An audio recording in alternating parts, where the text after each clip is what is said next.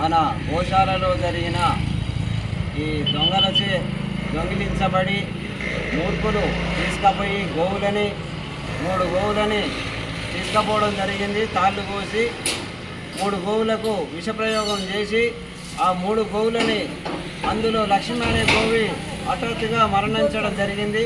2 గోవులు ట్రీట్మెంట్ చేయడం వల్ల ఆ 2 గోవులు ఇప్పుడు బతికి కొద్దిగా మేత మేయడం జరుగుతుంది.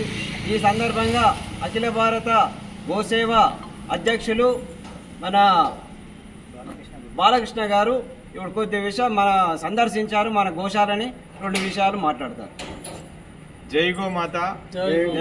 తెలంగాణ రాష్ట్రంలో ఉన్న గోభక్తులందరూ కూడా విజ్ఞప్తి, ఎక్కడ ఏ ఆవుకి ఇబ్బంది జరిగినా, ఏ గోశాలలో ఏ ఇబ్బంది జరిగినా మనందరి బాధ్యత అక్కడికి వెళ్ళి మనము అక్కడ జరుగుతున్న అరాచకాలపై ప్రతి ఒక్కరు కూడా ఉద్యమించాల్సిన అవసరం ఉంది.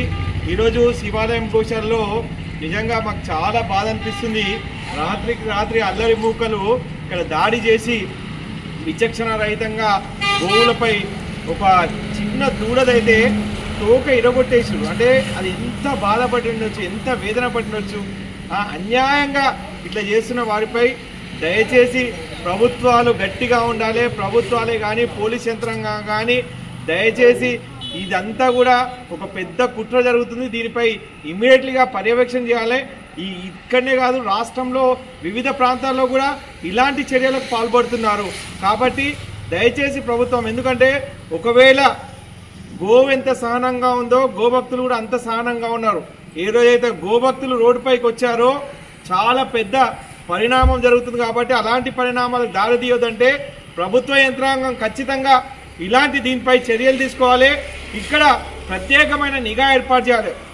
ఇప్పుడు రంజాన్ టైంలో, బక్రీద్ టైంలలో ఇలాంటి సంఘటనలు జరగడం, ఇలాంటి వాటిపై ప్రత్యేక పోలీస్ పర్యవేక్షణ చేసి ఇక్కడ పికెటింగ్ ఏర్పాటు చేస్తూ పోలీస్ పెట్రోలింగ్ కూడా రాత్రి పగలు ఇక్కడ ఉండే విధంగా ప్రతి గోశాల దగ్గర కూడా ఏర్పాటు చేయాల్సిన అవసరం ఉంది. ఇక్కడ నిజంగా ఇక్కడ వెంకటేశం గారు, వినోద్ గారు, నాకు తెలుసు ఈ గోశాల నిర్మించడానికి వాళ్ళు ఎంత కష్టపడ్డారు. చిన్న చిన్న దూడలను తీసుకొచ్చి ఈరోజు అంత పెద్ద చేసిన తర్వాత ఈ ఆవుల పరిస్థితి ఇంత దయనీయంగా అయిపోయి అవి వాటిని కటికాలను పాలు చేసిరంటే వాళ్ళ గుండెలలో ఆవేదన ఏ విధంగా ఉంటుందో ప్రతి గోభక్తుడు కూడా అర్థం చేసుకొని మనము వీరికి వచ్చి సంఘీభావం ప్రకటించడమే కాదు, ఒకవేళ పోలీసు వారు కానీ చర్యలు తీసుకోకపోతే ఖచ్చితంగా మనమందరం కలిసి పెద్ద ఎత్తున రాష్ట్ర వ్యాప్తంగా ఆందోళన చేయాల్సిన అవసరం ఉంది. ఎక్కడ ఒక గోవు, ఎందుకంటే గావో విశ్వస్య మాతర, గోవు ఒక కులానికో మతానికి చెందింది కాదు. అలాంటి గోవు బాగుంటే మనందరం బాగుంటాం. మన పిల్లల భవిష్యత్తు బాగుండాలంటే గోవు ఉండాలి. అలాంటి గోవులకు ఇలా అన్యాయం జరుగుతుంటే మనందరము మనకెందుకులే అని ఊరుకోదు. మన బాధ్యత, మన కర్తవ్యం, మన సంప్రదాయం, మన గోవులను రక్షించుకోవాల్సిన బాధ్యత ప్రతి ఒక్క భారతీయుడిపై ఉంది. కాబట్టి మనందరం కలిసి కూడా ఇలాంటి దుశ్చర్యలను తీవ్రంగా ఖండించి వీటికి సంఘీభావంగా మనందరం కూడా ఎప్పుడు ఏ పిలుపునిస్తే మన బాధ్యత అని చెప్పి మీరందరూ రావాలి. పోలీసు వారు దీనిపై చర్యలు తీసుకుంటున్నారని వినోద్ స్వామి గారు చెప్పారు. కానీ వారి చర్యల తర్వాత పట్టుకొని వారిని కఠినంగా శిక్షిస్తే అందరం కూడా వారికి మనం కూడా ఇచ్చేద్దాం.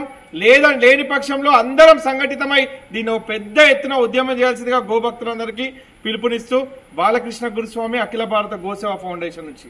మన